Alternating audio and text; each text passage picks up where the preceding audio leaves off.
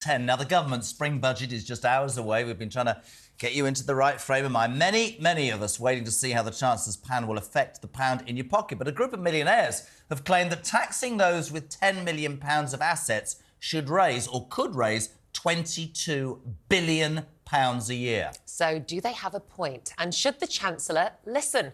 Well, Phil White from the Patriotic Millionaires UK joins us now.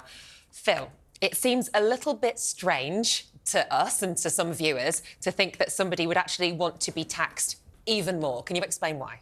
Yeah, sure. And in my mind, it's quite simple, actually, that, firstly, we should be taxing wealth more and taxing the wealthy more and focusing less on those with moderate or lower incomes. But we need to invest in this country. I mean, if we look at the public infrastructure and social infrastructure like the health service, like the education service, like social care, like local services and so on, we haven't even started talking properly about climate, then actually the country is falling apart and the country needs investment. And, there are various ways we can pay for investment. We can borrow, we can, quantitative easing and so on, or we can tax. And we have to do something. And, people want those services, actually. Mm-hmm. And so we talk about reducing taxes, but we have to make the connection that if we reduce taxes further, then actually we're not going to get the services that people want.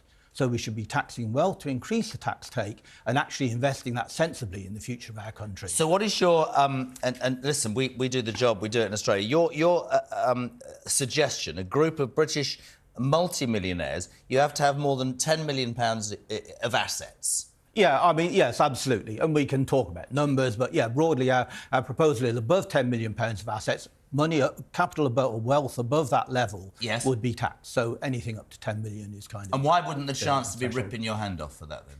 I have no idea, frankly. How many multi-millionaires? I have to give both sides. Of course I have to give both sides. What would you say to the argument, let me try and get this out, that if you tax the wealthy and most successful, that you then lose them to this country and all that they bring?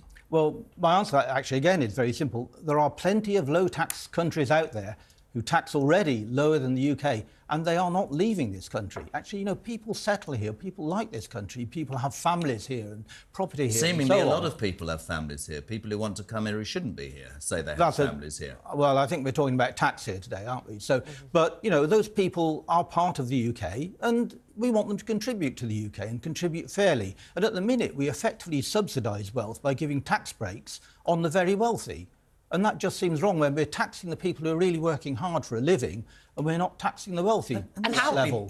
How receptive have the government been to your calls for this kind of tax? They seem reluctant, shall we say. And, and that's despite polling. Because, we polled people. There have been a number of polls out that say 2/3 of the country don't actually want taxes to be reduced. And that's, I think the number was something like 73% of Conservative voters don't want to see tax cuts.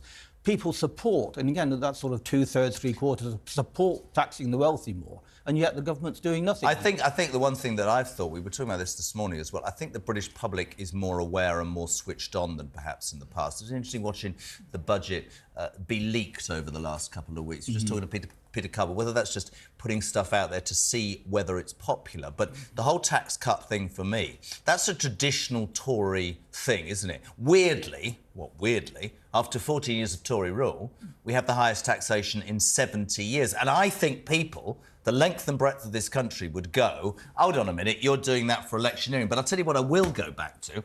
We sent our reporter Nick out to Bury today.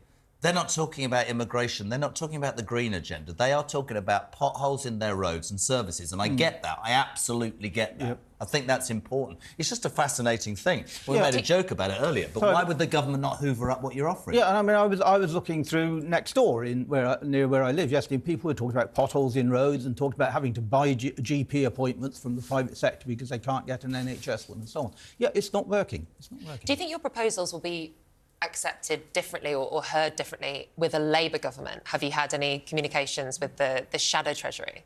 Well, at the moment, of course, Labour is very much mirroring, I think, what the Conservatives are doing. And so we're pushing for a change on that, really.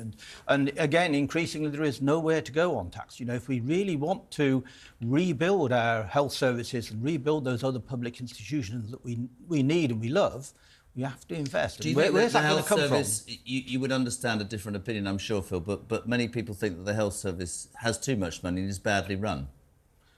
Again, I think a different matter. I'm sure there are inefficiencies and we can all complain about, yes, we see people throwing things away when they shouldn't and so on. But in general, that's a small part. The health service, nationally and globally, actually is very efficient at what it does. It's actually, if you look at world indicators, it's very good in terms of value for money. Am I allowed to ask you how you made your money?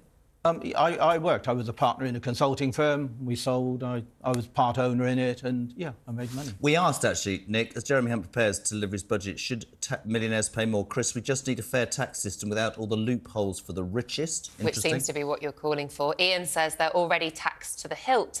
Upping tax will hit the middle class, causing yet more inflation. How do you feel about the fact that tax brackets have been frozen essentially for a while now, and so more people are being dragged into that higher tax bracket because of inflation? Would you support raising the tax thresholds? Well, that's certainly true. And again, it comes to this emphasis. I think tax needs to be progressive, and we've always supported progressive tax in this country. So that does mean taking less from the people at the bottom. And what we saw was that, I think, 2p cut in national insurance last time was offset effectively for all lower earners by income tax increases. So anybody under 26k had no benefit from that at all.